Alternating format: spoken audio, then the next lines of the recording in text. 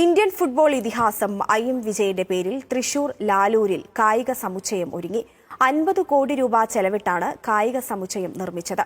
രണ്ടാം ഘട്ടത്തിൽ 50 കോടി രൂപ കൂടി ചെലവിട്ട് കൂടുതൽ പദ്ധതി വരും. നിഖിൽ ഡേവിസിന്റെ റിപ്പോർട്ട്.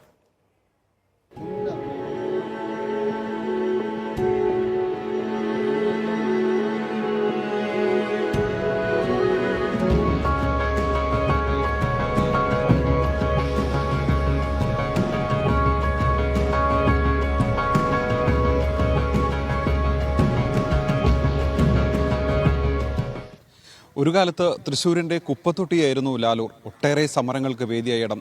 ലാലൂരിൽ മാലിന്യമല കുമിഞ്ഞുകൂടി അവിടെ പരിസരത്ത് ആളുകൾക്ക് താമസിക്കാൻ പറ്റാതെ പൊറുതിമുട്ടിയ ഒരു ജനതയായിരുന്നു ലാലൂരിലേത്. ആ ലാലൂർ എന്ന് മുഖം മാറ്റിയിരിക്കുകയാണ്. മേയർ MK വർഗീസ് നമുക്കൊപ്പം ചേരുകയാണ്.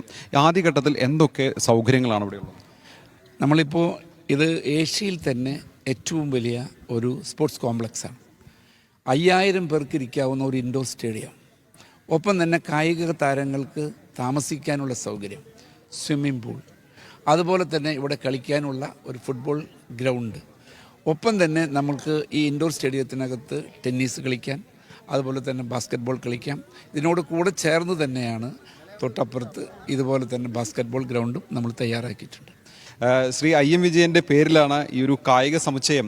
ഇപ്പം ജീവിച്ചിരിക്കുമ്പോൾ തന്നെ സ്വന്തം പേരിൽ ഈ ഒരു കായിക സമുച്ചയത്തിന് സാക്ഷ്യം വഹിക്കുക എന്നുള്ളതൊരു അസുലഭമായ ഭാഗ്യമാണ്. അതും കണ്ടാൽ കൊതിക്കുന്ന അത്രയും മനോഹരമായൊരു ഇടമാണ് ഇവിടെ ഒരുക്കിയിട്ടുള്ളത്. ഇപ്പോൾ IM വിജയൻ്റെ മനസ്സിൽ എത്രത്തോളം സന്തോഷമുണ്ട് ഈ ഒരു സ്റ്റേഡിയം ഇപ്പം നമ്മൾ നിൽക്കുന്ന ഈ ഒരു സ്ഥലം കാണുമ്പോൾ?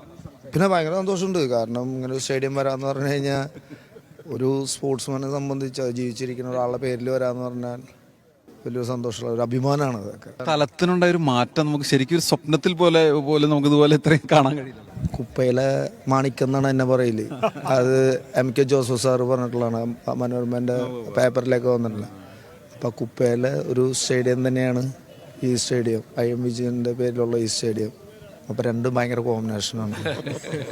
അതിലൊരു ഭാഗ്യമാണ്. സ്പോർട്സ് കൗൺസിൽ പ്രസിഡന്റ് പറഞ്ഞ പോലെ ഏതോ ഒരു പുതിയ കളിയുടെ അനൗൺസ് ചെയ്തിട്ടുണ്ട്. SLK ഇപ്പോൾ തൃശ്ശൂർ വരാൻ വേണ്ടി പോവുകയാണ്. നമുക്ക് വിജയേട്ടൻ്റെ നാമധേയത്തിലുള്ള ഈ സ്റ്റേഡിയത്തിൽ കൂടുതൽ മത്സരങ്ങൾ കൊണ്ടുവരാൻ പറ്റും. അതിലെന്തായാലും കേരള ഫുട്ബോൾ അസോസിയേഷനും ഡിസ്ട്രിക്ട് ഫുട്ബോൾ അസോസിയേഷനും മുൻകൈ എടുക്കും. തൃശ്ശൂരിൻ്റെ സ്വപ്ന പദ്ധതിയായിരുന്നു ലാലൂരിലെ ഈ കായിക സമുച്ചയം. അത് നവംബർ 3 തുറക്കുകയാണ്. കായിക പ്രേമികൾക്കും കായിക താരങ്ങൾക്കുമെല്ലാം ഒരു സ്വപ്ന ലോകമാണ് ഈ ലാലൂരിലെ കായിക സമുച്ചയം. തൃശ്ശൂരിൽ നിന്ന് നിഖിൽ ഡേവിസ്, മനോരമ ന്യൂസ്.